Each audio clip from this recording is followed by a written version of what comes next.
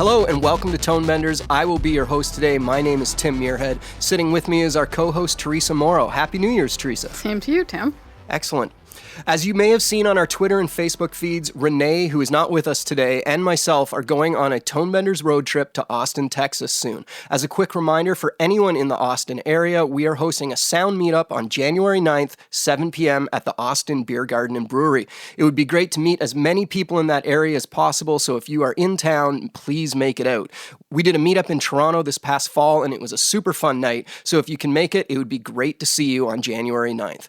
The reason we're headed to Austin is because a lot of really interesting sound work is being done in that town, and one of the first people we wanted to talk to while we were there was Brad Engleking. Brad is an amazing sound super and mixer. You have heard his work on the fantastic films like Alita Battle Angel, the Machete film, Sin City, and many more. But today we're going to be talking to Brad about his most recent experience as a supervising sound editor and re-recording mixer on the new Terrence Malick film, A Hidden Life. Sadly, some scheduling conflicts happened while Tonebenders will be in Austin, so we're slipping this interview in ahead of time. Welcome to the show, Brad. Thanks for joining us. Hey, thanks for having me. So congratulations, A Hidden Life and yourself were just recently nominated for MPSE Golden Reel Award in the Best Feature Film Sound Effects and Foley category. That's amazing. Congrats. Thank you. I think no one is more shocked than I am. It's an honor for sure.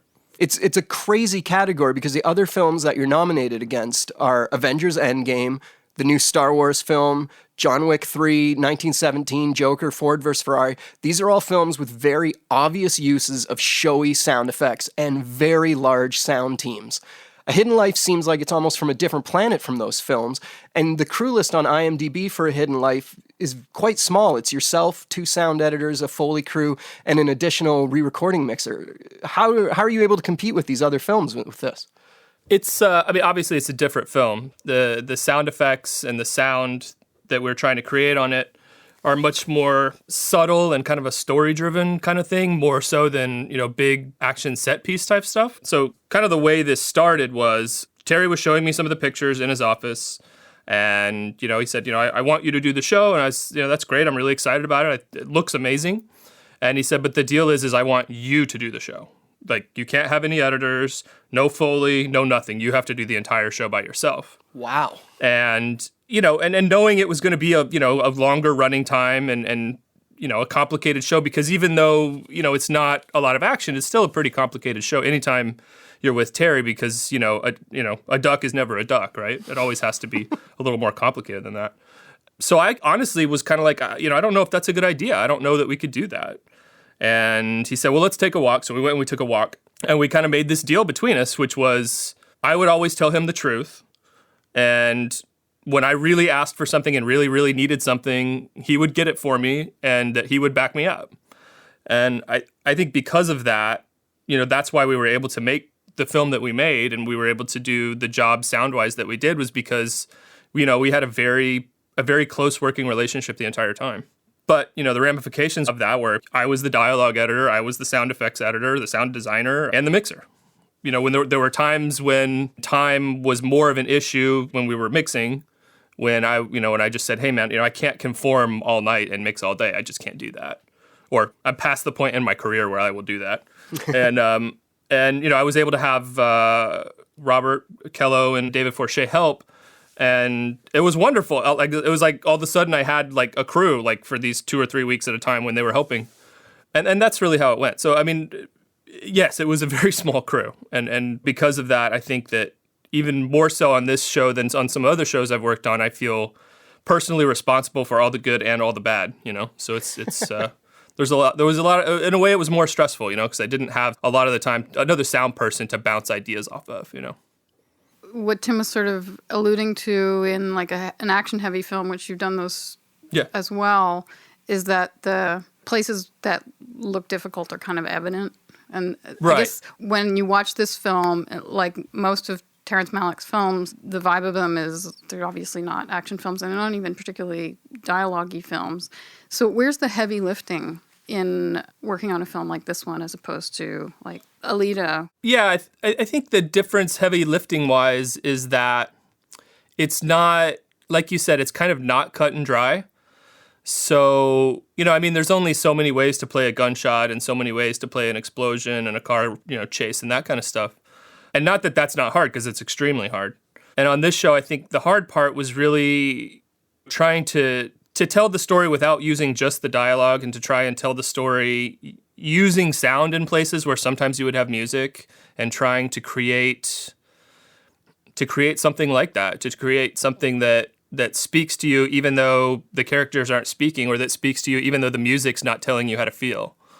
And that's really challenging. And, in addition to that, part of what was great about all the time that we had was that oftentimes, you'll get a picture change that's based on, well, we wanted to make this transition better, or we wanted to just make this timing a little better. And with Terry, part of the reason that we mix the show and then he cuts, and then we mix the show and then he cuts, is that he reacts to the sound. And the picture editors are reacting to what I'm doing. Usually it's a one-way conversation, right? Like the picture department's telling you, here it is. And this was a two-way conversation. So I think that is kind of what makes it really cool, but also really difficult, right? Because there is a lot of changes that happen because, Terry and the picture department and me, we're constantly reacting to each other. So it's not just a one-way conversation. So I think that in a lot of ways is what makes it really challenging, and that, we're trying to create all these emotions without all the kind of the normal tool set, or without, going to the obvious places, if that makes sense. Do you want to talk a bit about how you start? Especially what I wonder is, what do things look like when you start working, and how do you break it down? Like, how do you structure it so that you can proceed? Right. And, the way I approached this one, and, this is in conversation with Terry also, but my thought on this one was that, actually there's probably more production dialogue in this one than there's been in quite a few of his movies. Mm-hmm. And what I had said to him was that I thought the dialogue was really good and really powerful, and the performances were really good and really powerful. So why don't we approach it as a straight film first? So let's not necessarily fill it in, but let's mix it like it was just a standard film, and that way we kind of have a baseline from which to add and subtract. So that's kind of the way we did it. I mean, there were things we knew from the outset that this is how this was going to play, and actually most of those things that we thought ended up changing anyway. But that's kind of the way we did it. Is we started from a baseline of, okay, now we have a good sounding movie, let's do our thing to it now. So the thing that I was really in awe of while watching it is that there's so much life happening off screen. Yeah. There are scenes, fairly long scenes, of people in prison courtyards just kind of walking around, and yet you feel the entire environment they're in, where I feel like a lot of people's first instinct would to make it feel really isolated and contained. Yeah. Where you guys went almost the opposite way. You feel the city outside those walls, which is almost more haunting because they're stuck inside and there's all this life happening around them. Yeah. No, I agree. I mean, and honestly, I'll tell you that's straight from Terry. I mean, he absolutely, even in the countryside, when you're in the countryside, and it's really loud, actually. Very loud. And my initial reaction to that was, well, let's play this all very low. And what Terry told me is when you're there, when we were shooting, it's so loud there because, so much is happening, and there's rivers, and there's, and it all reverberates around all these mountains. So, he kept saying, bring it up, bring it up, bring it up, bring it up. What making that stuff loud for us did was it gave us the opportunity to use that dynamic later on in the film to start zooming in. Another thing that I've learned working with Terry is that he uses the metaphor of the focus ring. So we're using sound to focus you in, not just to pictures, but into different emotions or into different kind of head spaces of characters. There's another scene where they're walking around the prison yard, and the Scharfrichter, who's the executioner, is following Franz around. And in that particular scene, we actually brought a lot of that sound down and just played the Scharfrichter's footsteps. Because really, the guys walking around the yard are ghosts, right? Like they're not gonna survive this. So the Scharfrichter is the one person who's still alive, really. So it gave us the opportunity to do stuff like that, where when the sound comes out, it draws you in even further to a whole nother level of it. It was super effective in doing that. Because the sound really does have to drive a lot, because a lot of the film is being told through letters, which effectively end up being voiceover. Right. And the visuals are almost montages. And if you were having really hard cuts on all these edits, it would become jarring instead of this kind of wave going over you. Yeah. So there's a lot of pre-lapping and stuff like that. There's a lot of flowy stuff, yeah. How did you arrive at that? Really, that's just kind of how it feels as you're doing it. I don't really have a formula for how we did it. Sometimes we would pre-lap cuts, and sometimes we would do it the other way where we would post-lap the cuts. You know, it was experimentation of, you know, what feels right. Sometimes we want it to be jarring on purpose. There's places where all of a sudden it goes from not loud to really loud almost instantaneously. You know, it was really just a feeling. I wish I had a cool answer for like, oh, you know, whenever. Well, I think the answer might be that you had time to experiment and find the right answers. Yeah, well, you know, we did, but the problem is when, you know, a lot of times what happens, especially in those transitional places, is that's where conforms end up happening. Oh, yeah. It was almost not completely recreating it every time, but it, you know, every time it kind of advanced to another place because we had to rebuild some of those, or regularly we're rebuilding those transitions. There's a lot of conforming that's happening in that show. Right. I think what we're talking about is what you call the atmospheres, which are so foreground in this film that I wouldn't call them background sounds. Yeah. The other thing about this film is all of his films are very long. You have a lot of time to stay in one place. And that's where the detail in keeping those backgrounds interesting and speaking to the story have to come in. So it just strikes me as like there's no like wallpapering of backgrounds or anything like that. There's a lot of craft that has to take place in ticking by the seconds of each scene, where those are really the main sound elements. And without in distracting, you know, like Yeah. it's there where you feel it, but you don't always necessarily hear it specifically. Yeah. No, I mean, that's exactly what we were going for. I mean, we tried to create kind of a foreground, a midground, and a background of every scene, and then in addition kind of like the surround part of that, which is to bring you into the scene as well. And there is a lot of stuff happening in the surrounds.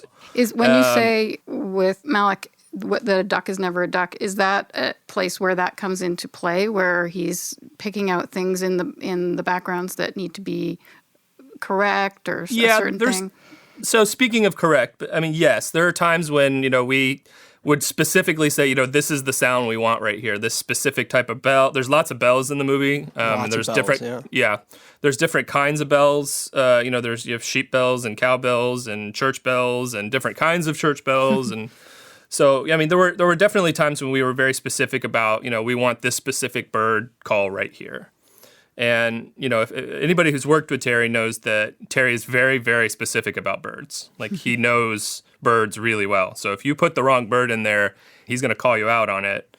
You know, so there was a lot of effort put into making sure that all the ambiences are actually of that area. If it wasn't recorded on set, that it was something that was recorded, you know, within 50 miles or so of where this was happening, so that the birds and the bugs and all that stuff are correct, because, you know, for him, that's very important. And I think it adds a lot of authenticity to it, you know. I mean, the same thing with Berlin obviously was a little easier because there's tons of Berlin recordings.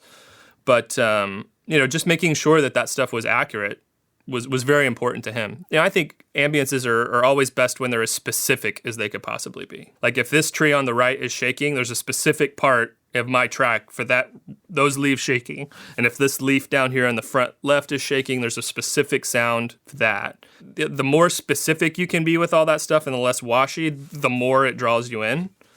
One of the coolest things that we'd had in the movie was that they recorded a whole bunch of wild sounds in the actual prison where they shot. And they recorded them way off mic on purpose. So I have all these chains that are recorded like 50 to 100 feet away. They actually hired a loop group and took them into the prison and locked them in cells and then recorded them like at 10 feet, 20 feet, 50 feet. And that stuff's throughout those entire pieces. I think it really adds something to it. Another thing that's really neat about the track on this film is that Terry doesn't shy away from letting you experience the horror as real. You know, the score on this movie is fabulous, and not to take away from it at all, but it's really easy sometimes to use music to make those feelings. And to me, and I think to Terry also, that whitewashes that feeling a little bit because you feel that it's being given to you, right? It tells you, hey, you know, here's how in case you didn't know, here's how you're supposed to be feeling right now, right? But when you don't have that, and when you play it super realistic, it adds a layer to that awfulness and horror that's different, that makes you feel it as real and makes you feel it as the emotion is created in a more natural way. And that's something we were always really trying hard to do, was to not give you the emotions, but to create the emotions in an organic way. And it also leaves that up to the people watching.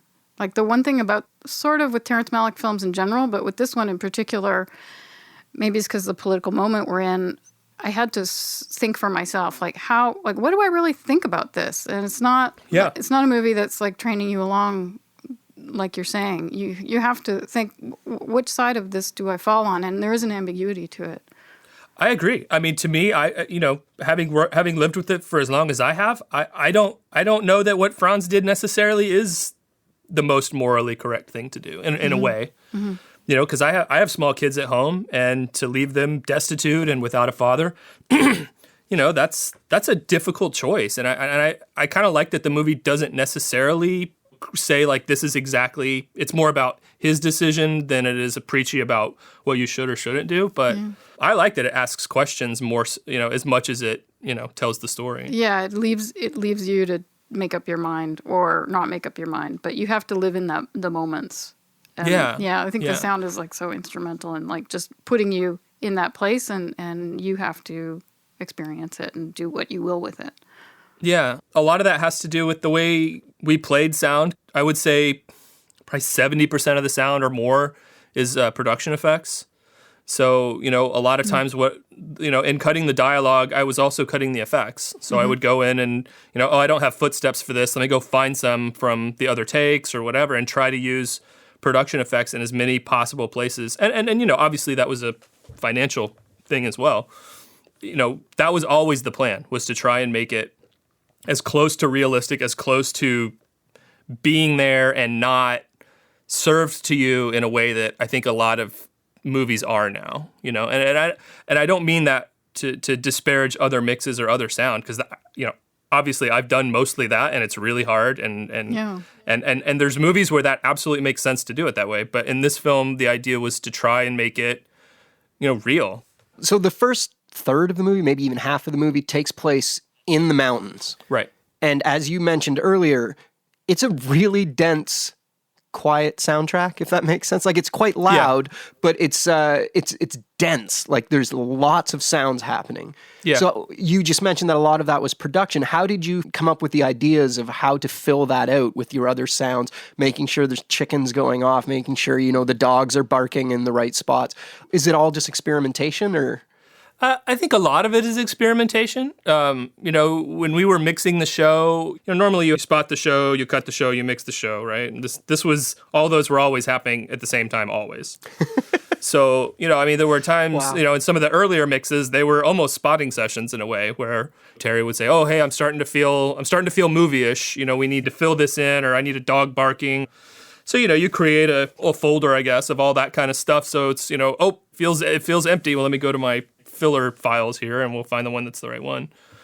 Part of it's feel. I mean, there's certainly times where we got away from that, on specific close-ups and stuff like that. But I think that, he wanted a track that was really full, more so than I even expected or than I had planned. I think it's cool. I mean, I really get, geek out on ambiences and stuff. I really like that. To me, after the dialogue, like, that's the next building block of any good sounding soundtrack. I honestly wish that people played them more. I see so many films now where you're in this beautiful jungle and there's no jungle sounds, or you're in this busy city, and, it just, to me, it's odd.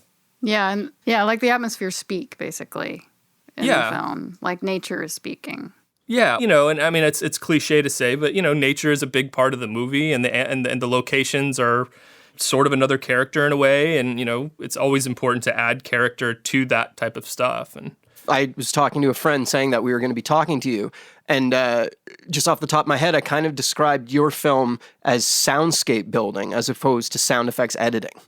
Like, you're building the world, not just like adding bullet where bullet is shot kind of thing. Yeah, no, I mean, I think that's true. And that's not something a lot of us get to do, so I'm very jealous. There's a lot of aspects. I guess this happens, well, maybe mixing is happening all the way through, but then, like, all of a sudden, all of the realistic sounds go away. Right. Or some of the realistic sounds just go away, and it kind of closes you, like you're saying with the focus, it like closes you in. And we tried to be, when that happens, I know it. I mean, there's no way to hide that, all the sound disappeared, right? But we tried to be as subtle as possible. And I think the most obvious examples of when we did that were, when Franz is talking to the judge who sentences him to death. Mm-hmm. So it starts out really loud in there, and you can hear all this sound coming in through the windows. And by the end of it, we've focused ringed in on Franz. And then, in Franz and Fanny's final meeting, it starts out pretty loud, and by the end of it, there's almost no sound at all. Those moments, you have to be careful with those, because if you do it too many times, then it becomes a thing, and we didn't want it to really become like a shtick of the film. But, if you kind of set those dominoes up, at some point you get to knock them down, and then that's kind of what we were doing. It's very beautiful. That effect I find it's a moving thing for sure. So he comes to you and says, I want you to be a one-man show on this project. And it's 3 hours long. Right, and we have very little to no money. Perfect. So are you... Is this getting your creative mind revving, or are you crapping your pants? I think it's both, but I think those two things are tied together, right? I mean, my blood ran cold when it was, I need you to do the whole thing, and I don't want anyone else working on the movie. And I think for him, that's a way of control, in a way that he feels comfortable. He wants to know who's working on his film, and he worries that there's some, secret sound crew like hidden in a closet somewhere cutting the movie when he's not there. And I understand that, because the fact is that does happen a lot of times, right? I work with Robert Rodriguez a lot, and we always had this joke that like the real mix was happening somewhere in LA and we were just faking it here in Austin.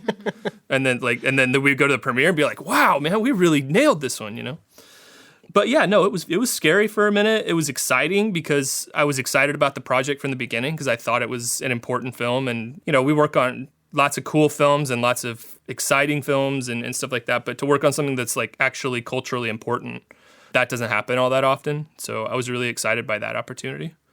But yeah, it was certainly scary, and I was really excited at the same time. Do you want to talk a bit about moving the film from Austin to Skywalker? Sure. We'd been mixing and cutting at my home studio for almost a year, I guess. And we wanted to go to a bigger room for at least a bit and, make sure that everything was playing the way we wanted it to. So we went to Skywalker, and we're lucky enough to work with Steven Urata, who's an excellent, excellent mixer.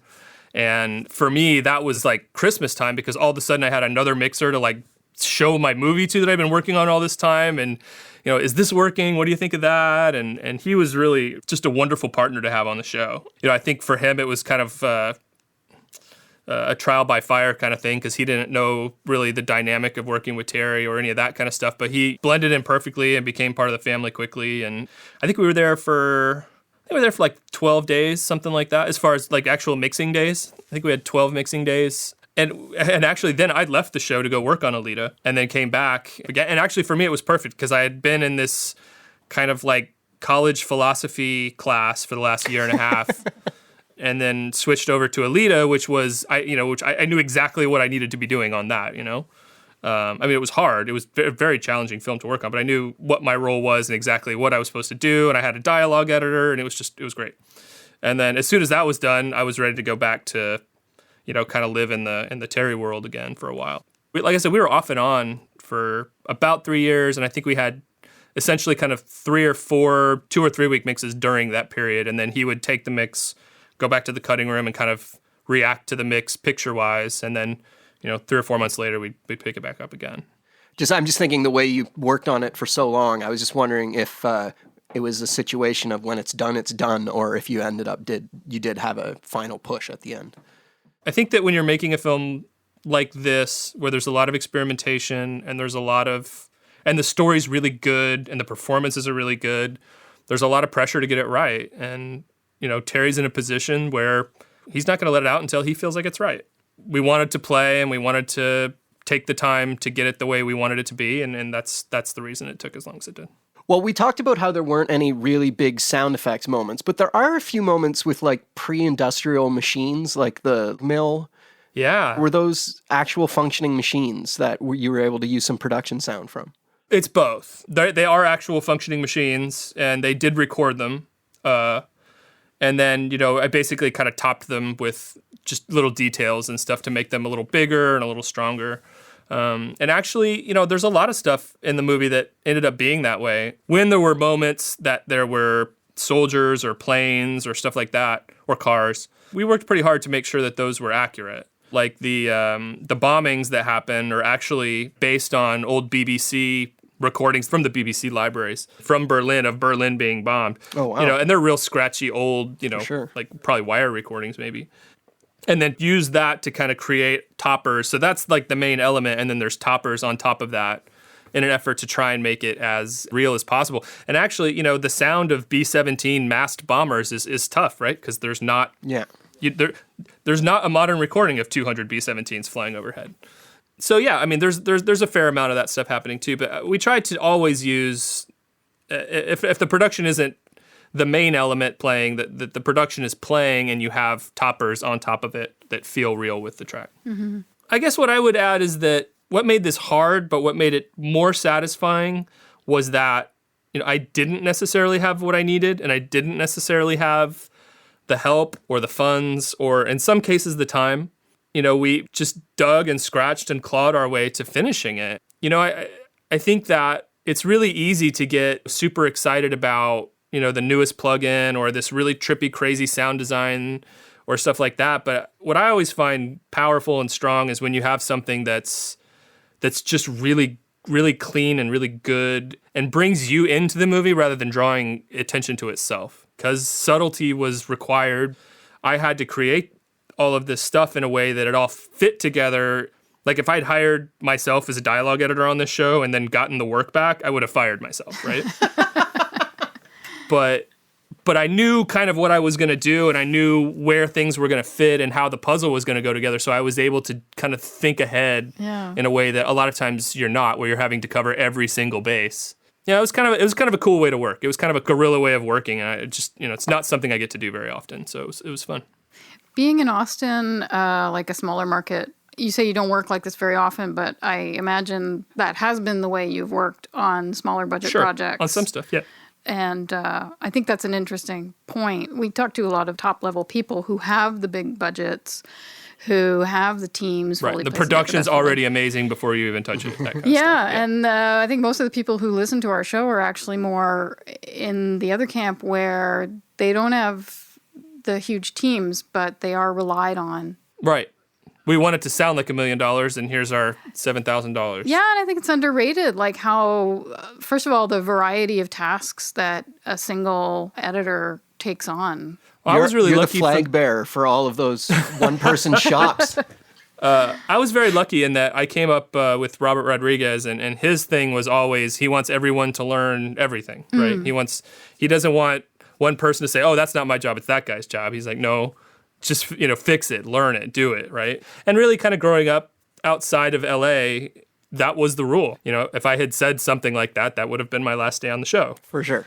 You know, I was very fortunate that I learned from people that had that mindset as well, and that I worked for someone, you know, came up with someone who was like, if we don't know how to do it, we're going to figure it out. You know, we're going to find a way to make this happen. Mm-hmm.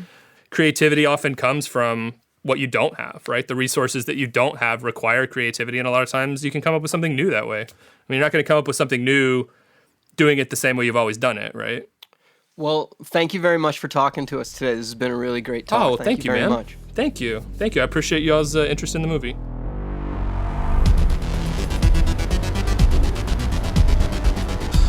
Tonebenders is produced by Timothy Muirhead, Renee Coronado, and Teresa Morrow. Theme music is by Mark Strait. Send your emails to info@tonebenderspodcast.com. Follow us on Twitter via @thetonebenders, and join Tonebenders Podcast on Facebook. Support this podcast. You can use our links when you shop at Amazon or B&H, or leave us a tip. Just go to tonebenderspodcast.com and click the support button. Thanks for listening.